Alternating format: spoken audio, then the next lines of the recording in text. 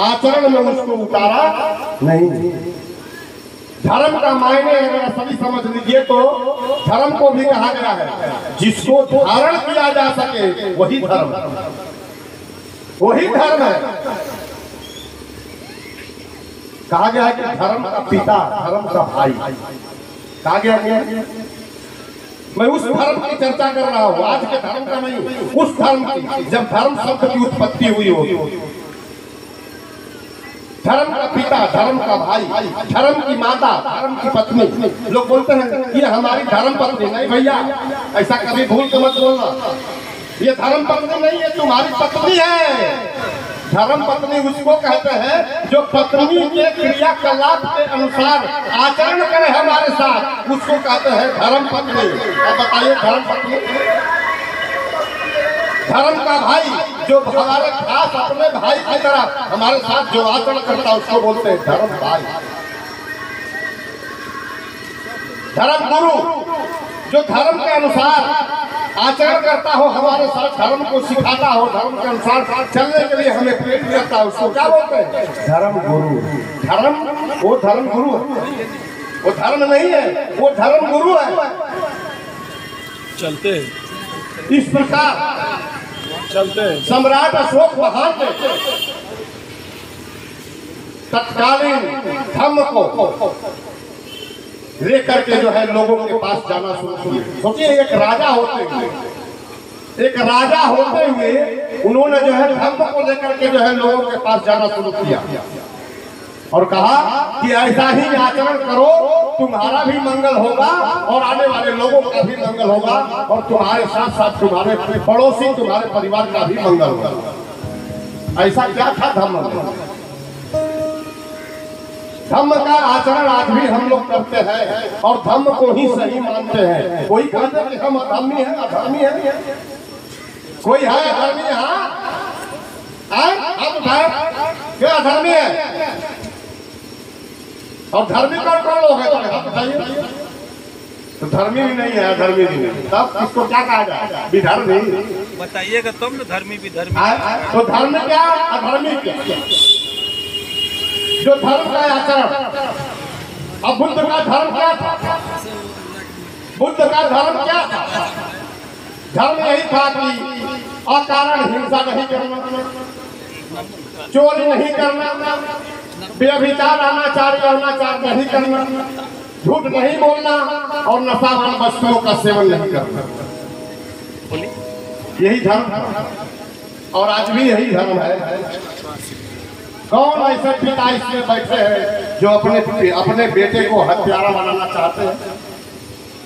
कौन ऐसे माँ बैठी है यहाँ जो अपने बेटी को जो है चोर बनाना चाहता है? कौन ऐसा पिता बैठा है यहाँ जो अपने बेटा को व्यभिचारी, अनाचारी, यौनाचारी बनाना चाहता है? कौन ऐसा शराबी पिता जो शराब पीता हो पिता? मैं उससे भी कहना चाहूंगा, उससे भी पूछता हूँ, वो भी नहीं चाहता कि मैं अपने बेटे को शराबी बनाऊं, नहीं चाहता। एक शराबी पिता भी अपने बेटे को शराब पीता हुआ नहीं देख सकता।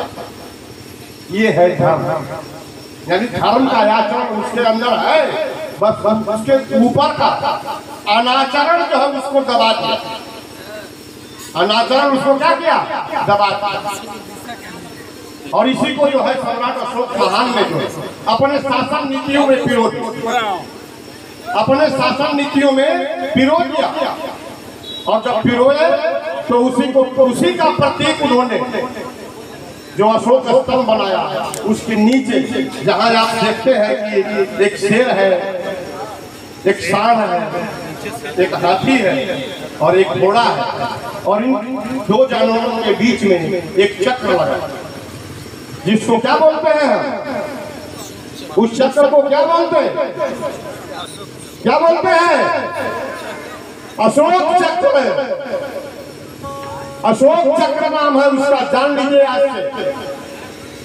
और कभी भी चक्र कहने की गलती मत करिएगा, अशोक चक्र नाम है उसका। और वही अशोक चक्र सम्राट अशोक महान की लोक कल्याणकारी 24 नीतियां हैं, 24 नीतियां हैं।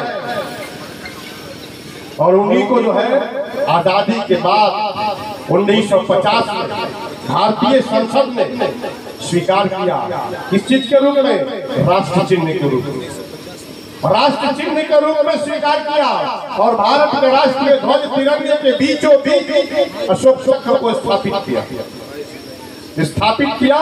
तो उस समय इनकी मनसा क्या था, सोचिए उनकी मनसा क्या थी उस समय। उनकी मनसा यही थी, परिकल्पना यही थी कि हम भारत के लोग भारत को आने वाले समय में कैसा बनाएंगे, लोक कल्याणकारी राज्य बनाएंगे, लोक कल्याणकारी राज्य बनाएंगे। और यह किनकी देन थी, यह क्यों आया। वर्तमान शासन नीतियां आज भी भारतीय संविधान, हम लोग भारतीय संविधान को दूसरे व्यू से देखते हैं। उसका दो व्यू, पहला व्यू है हमको अनाचार से जो है बचाना, हम चोरी करेंगे तब हमको सजा मिलेगी, यह बता दिया गया, यही बताया गया। लेकिन पहले व्यू को हम लोगों ने समझा नहीं, जो संविधान का मूल उद्देश्य, संविधान का मूल उद्देश्य क्या था कि यहाँ के लोग क्या हो, शीलवान हो, क्या हो, शीलवान हो, चरित्रवान नहीं, शीलवान हो। चरित्रवान और शीलवान में बड़ा अंतर होता है। चरित्रवान उसे कहते हैं जो ऐसे देखने में खूब सही हो, बोलने में सही हो, लेकिन जहाँ किसी की नजर न पड़े वहाँ गलत काम कर लेता है, उसको चरित्रवान कहते हैं।